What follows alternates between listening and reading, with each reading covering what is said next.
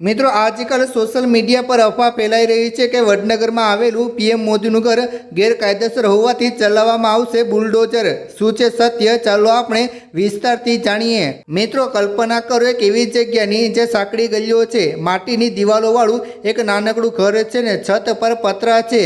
આ કોઈ સામાન્ય ઘર નથી, આ એ ઘર છે જ્યાં ભારતના વર્તમાન વડાપ્રધાન નરેન્દ્ર મોદીનું 17 સપ્ટેમ્બર 1950ના રોજ જન્મ થયો હતો। મહેસાણા જિલ્લાનું વડનગર આજે ભલે દેશના નકશા પર એકમાત્ર પ્રવાસન સ્થળ તરીકે જાણીતું બન્યું હોય, પરંતુ એક સમયે આ જ વડનગરની રેલવે સ્ટેશનની ભીડમાં એક નાનકડો બાળક પોતાના પિતા દામોદરદાસ મોદીને ચા વેચવામાં મદદ કરતો હતો। આ કોઈ સામાન્ય ચા વેચનારની વાર્તા નથી, આ એક એવા વ્યક્તિની વાર્તા છે જેણે નાનપણથી જ સ્ટેશનની સીટીઓ અને મુસાફરોની ચહલપહલ વચ્ચેથી જીવનના પાઠ શીખ્યા હતા। મિત્રો મોદીજીના પરિવારની વાત કરીએ તો તે અત્યંત મધ્યમ વર્ગીય અને સંસ્કારી હતો। તેમના પિતા દામોદરદાસ મૂળચંદ મોદી અને માતા હીરાબેન મોદીએ પોતાના 6 સંતાનોને ખૂબ જ સાદગી અને સંસ્કારો સાથે ઉછેર્યા હતા। 6 ભાઈ બહેનોમાં ત્રીજા ક્રમે આવતા નરેન્દ્ર મોદીનો પરિવાર કાંચી જ્ઞાતિનો હતો, જેનો પરંપરાગત વ્યવસાય તેલ કાઢવાનો કે ચા વેચવાનો હતો।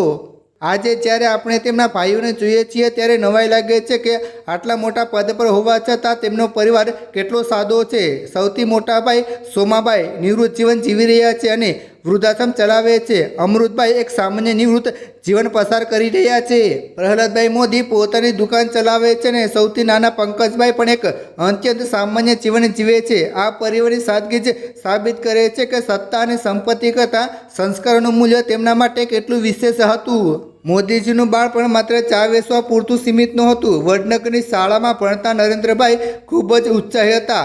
શાળામાં નાના નાટકો હોય કે પછી વાવ વિવાદની સ્પર્ધાઓ, દરેક જગ્યાએ તેમનો અવાજ ગુંજતો। નાનપણથી જ તેમનામાં લોકોનું મન મોહી લેવાની અને પ્રભાવિત કરવાની અદ્ભુત શક્તિ હતી। તેમની બાળપણની એક જાણીતી કથા શર્મિષ્ઠા સરોવર સાથે જોડાયેલી છે। 8 વર્ષની ઉંમરે જ્યારે તેઓ સરોવરમાંથી મગરમચ્છનું બચ્ચું પકડીને આવ્યા હતા, ત્યારે માતા હીરાબાના એક શબ્દે તેમના જીવનમાં કરુણા અને સંવેદનાનું બીજ વાવી દીધું હતું।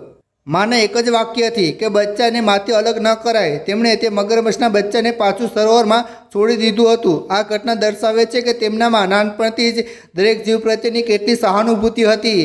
માત્ર 8 વર્ષની ઉંમરે રાષ્ટ્રીય સ્વયંસેવા સંઘ સાથે જોડાવાનો નિર્ણય તેમના જીવનનો ટર્નિંગ પોઈન્ટ સાબિત થયો હતો। અહીંથી જ તેમને દેશ સેવા, અનુશાસન અને નિસ્વાર્થ ભાવે કાર્ય કરવાની પ્રેરણા મળી હતી। ઘરેલું જવાબદારીઓ કે સંસારના મોહ કરતાં દેશના સામાજિક કલ્યાણનો માર્ગ તેમને વધુ આકર્ષવા લાગ્યો। આ સંઘર્ષનો માર્ગ સરળ નહોતો। વર્ષો સુધી તેમણે એક પ્રચારક તરીકે ભારતની ગલી ગલી ખૂંદી લોકોના પ્રશ્નો સમજ્યા અને સાંસ્કૃતિક વારસાને જીવંત રાખવા માટે કાર્ય કર્યું। આજે જ્યારે આપણે નરેન્દ્ર મોદીને વિશ્વના મંચ પર જોઈએ છીએ, ત્યારે એ સમજવું ખૂબ જ જરૂરી છે કે આ સફળતા રાતોરાત નથી મળી। તેમની રાજકીય સફર, ગુજરાતના 12 વર્ષના મુખ્યમંત્રી તરીકેનો કાર્યકાળ અને ત્યારબાદ વડાપ્રધાન પદ સુધીની આ યાત્રા માત્ર તેમના બાળપણના જ અનુભવોનું પરિણામ છે।